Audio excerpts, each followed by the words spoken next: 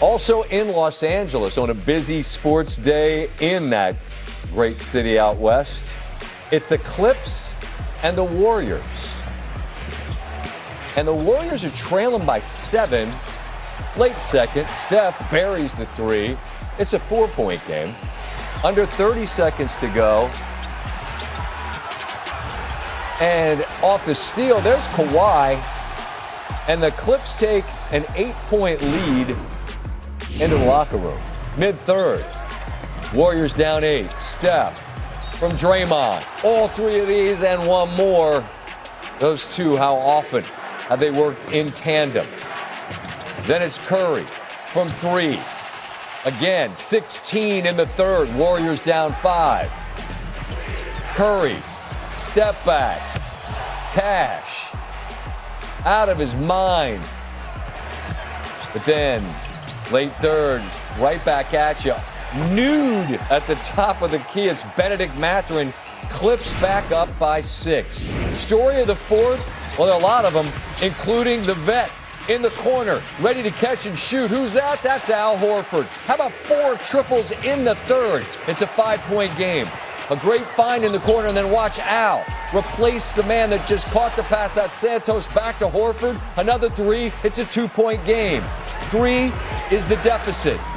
Santos down the lane, and it's a 1-point game. Under 3 to go. Warriors trailing by 1. Check that, up 2. It's Horford again. And now the Golden State lead is 2. It's a tie game. Curry. Unbelievable. How often have we seen this man refuse to go away? Greatest shooter who's ever lived. And he buries that one when the Warriors had to have it. Jimmy Butler can't do anything but smile. Off the inbound, there's the steal. It's Draymond. Pajetsky the other way, and it's a bucket good. What a great play. Not just the deflection, but the deflection to his man, Pajetsky on the loose.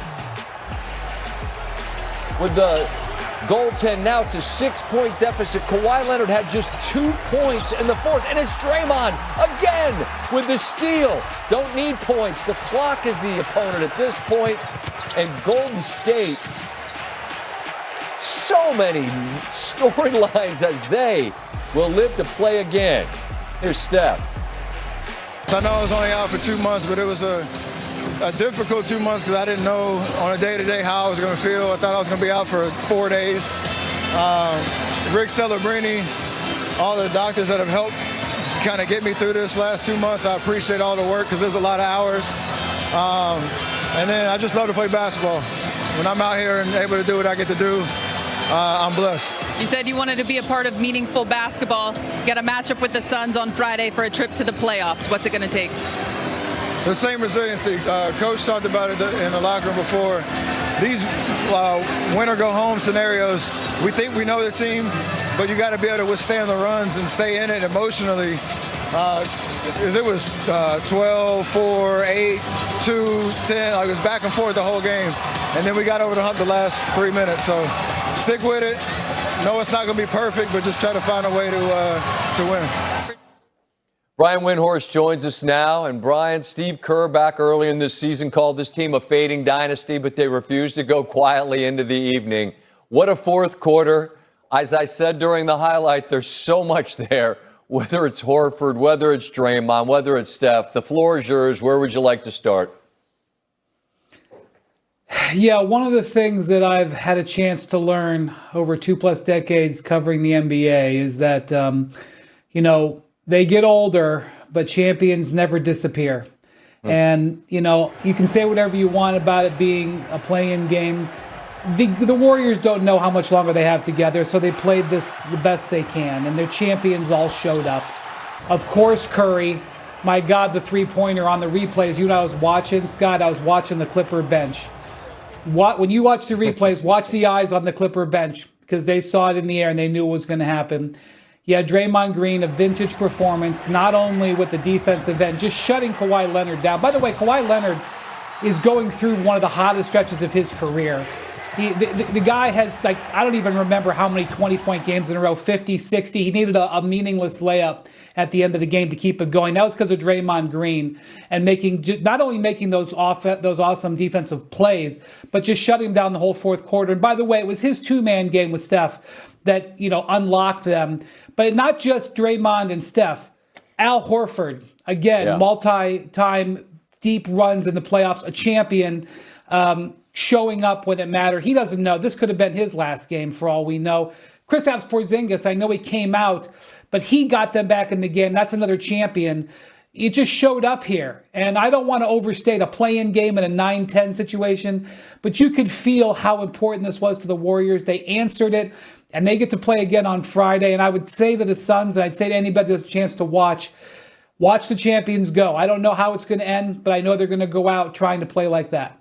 Yeah, I got to put my hand up here and say, as we were watching upstairs earlier and the Clips took about a 9, maybe it was an 11-point lead, I said, this feels done. And my guy, Stanford Steve, said, no, they got another run in them. And that's on me for neglecting to acknowledge what you just talked about, just the pedigree, the DNA of champions. You mentioned Kawhi.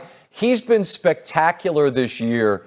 And I get the Draymond piece, but for him to be invisible as this game's slipping away, I just don't get it. What do you make of that?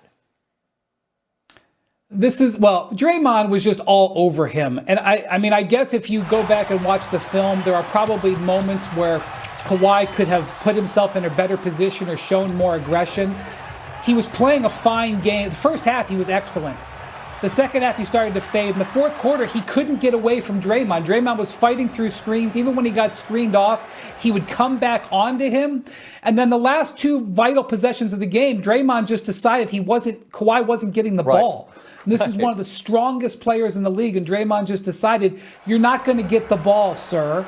And so, it's just, and really some of it's on Kawhi, obviously, because he can't put himself in the position where he's standing alongside the sideline like he's, in second grade just learning how to get a ball in bounds. But Draymond can get in your head. He was obviously worried about getting in against Draymond. And this is a totally fitting end to this Clippers season. It has been a complete disappointment. There has been this scandal hanging over the horizon. At the midseason, I know that they went to get younger. They could say that Garland was for the future and the Zubac for the draft picks. Those may end up being good deals, but it was a vote that they didn't believe in this team. And so the fact that they go home now just sort of fits into the way that this season goes. And by the way, they may not have popped champagne, but they cracked a beer in Oklahoma City because Oklahoma City has their draft pick, and that pick will be now no worse than 12th. And they drafted Jalen Williams, number 12, with the Clippers pick, and now they're going to get another lottery pick because they're still paying off the Kawhi Leonard trade. Rich get richer. All right, on the way out, let's sprinkle some sugar on that and let that Clippers ship sail. Your favorite thing about watching Stephen Curry play in a situation like this with the season on the line, what is it? The last time he played 36 minutes, Scott? He played 36 minutes Christmas week, okay? He doesn't know how much time he's got left. And as I'm watching him hunt those threes, I will always remember this because one of the most memorable basketball moments of my life, being in that arena in Paris in the summer of 2024, when I don't even know if he even saw the rim on some of those shots where he threw them in. And he was looking for that shot. He was looking for that dagger. He got it. I don't know how many more he's got in him, but I know I enjoyed watching him get it tonight. What a treat. We'll talk about a far less dramatic play-in situation tonight in Philadelphia with Brian in a bit. Brian, thank you for the time. We'll do it again in a minute. All right, the play-in tournament in Philadelphia tonight. Second quarter as they host Orlando. The one-point game as Tyrese Maxey has the ball in his hands, creates a bit of space, and that's three. Sixers lead by 4. Speaking of three, Desmond Bane, one of the great shooters in the game. That's a 2. He had 19 in the first half. We're tied at 48. DJ Edgecombe has been spectacular from the jump. I don't know what that is, spinning, dribbling a little bit. Sixers lead by 4. They're up 7 into the third. Maxey. Float game. It is that. Sixers up 9. Less than 30 seconds later, Paolo Banchero with a turnover. Edgecombe with a bucket, and then he and Jalen Suggs, they get a little bit close, and Kelly Oubre and Bane have a little chit chat. Things get a little bit chilly, but there was not a fight, no fight tonight. Bane, yeah, that's a floater of sorts. Bucket +1. Magic down 5 heading into the final dozen minutes. Philly grabs control there. 3-point game. Fancy footwork from Maxey leads to a 3. They double their lead. Then it's Maxey again, floater. The lead's 8. Bane had 34. He gets a clean look. He cuts the deficit to 5, but Maxey had 31. And here, off the screen with a left off the glass. That's a gorgeous shot. Magic down 7. And Suggs on the drive. It's kicked by Maxey, doing it on both ends. Defensive efforts is just want to, isn't it, Steve? Yep, effort. Just try. Some have said. You said, oh, go ahead, big fella. Andre Drummond hits the 3, and everybody's going wild. The answer, love that. Here's Maxey on moving on. We play hard as hell, man. Going to be honest with you, man. Everybody who stepped on the floor contributed tonight. Shout out to Drum, Q, Bona, all those guys played really hard. And honestly, man, I'm just so happy because, like, a lot of these guys ain't been to the playoffs before. And I told them at the beginning of the year, I don't care what it takes, we going to the playoffs. I told Kyle that it's the last, he owed his neck. So I wanted to make sure I got into the playoffs. And they did qualify for the playoffs, where they'll face Boston in the first round. They're significant underdogs in Game 1. C's heavy favorite at -900 for the series. Boston's won each of the last 6 playoff series between these teams. The old heads go back to the day, 70s and 80s. Andrew Toney. As for the present, Paulo Banchero had this to say about a win or go home game against the Hornets on Friday. Yeah, they're been playing really well. You know, they've kicked our ass this year. So we got to be ready. I got to be ready.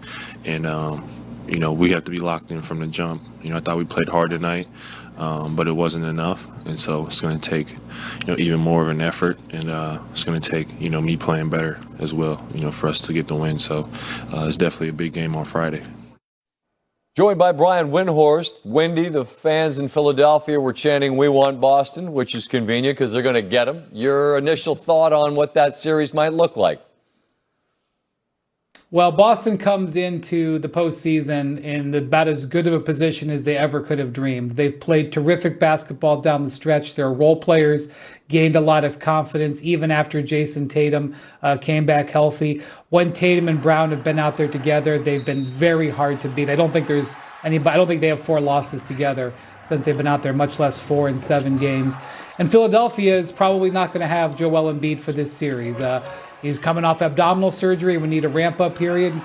I can't see 15 days into the future, but I don't think you're going to get full-power Joel Embiid, which I think you would need.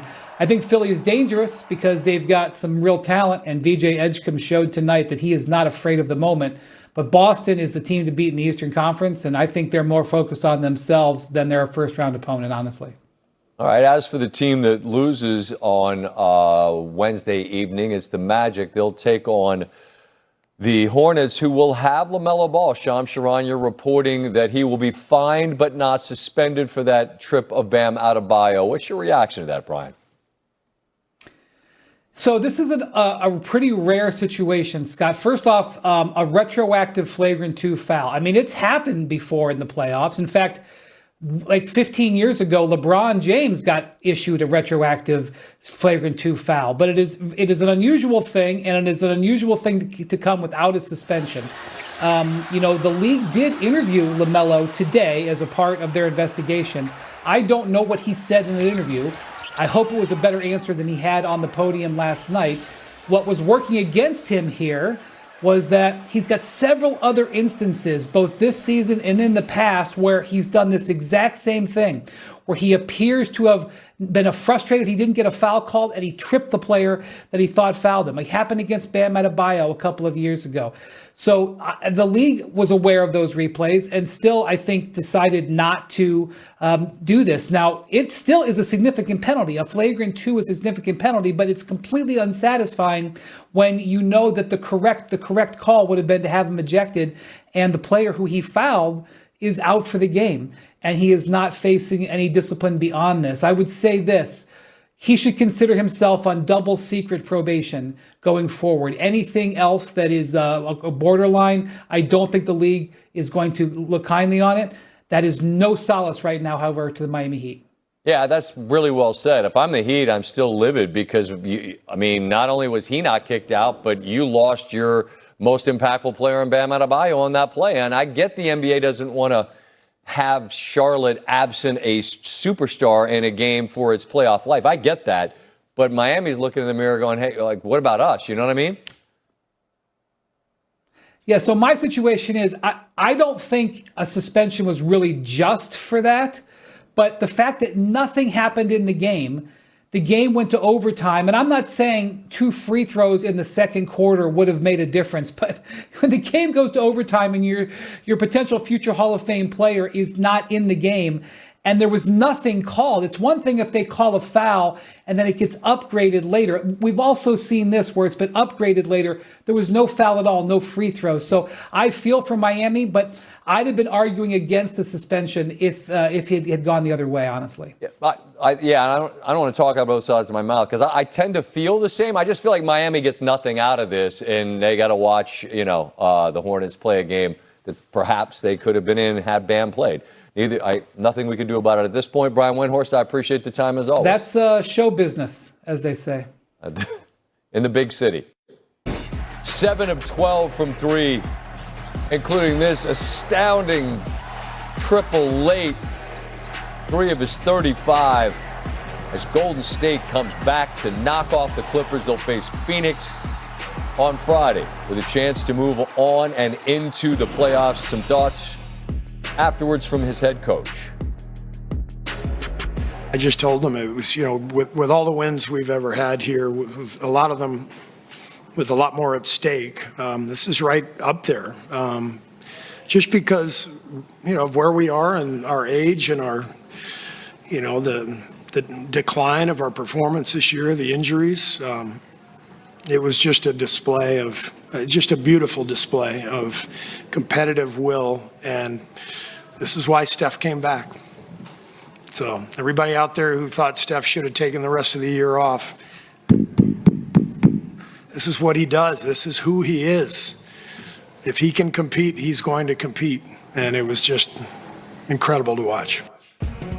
Yes, it was. The Clippers, meanwhile, eliminated from the playoffs, or playoff contention, I should say more correctly. It marks the 5th consecutive season they failed to advance past the first round of the playoffs. The last time they did so, 2021, when LA lost in the Western Conference Finals without Kawhi Leonard, who tore his ACL earlier that postseason. Had a great game plan, just being physical all game. Making sure I don't get no catch and shoot shots, blitzing every, pick and roll, getting in the post, seeing 2 bodies. And then, Draymond, Hall of Fame defender. It was hard to even get shots up. And then I have to ask, you're going into the last year of the contract that you signed a couple years ago with the team. You are extension eligible. I was just wondering, is this a place that you would like to stay going forward into the future? Let me cry about this loss a little bit more. We're going to have our discussions when that time comes. Kawhi, this season began obviously with the scandal with aspiration, et cetera, or whatever we want to call that. When's the last time you've even thought about that, or do you have any expectation on when we might have some resolution on it? I'm not sure. I never thought about it too much other than questions asked. So you have to ask the NBA, not me. I'm not the one doing the investigation. Just a quick follow-up. How important is it for you to have some kind of resolution to that? I think that we're going to be in the clear, like I told you before. So I'm not stressing it.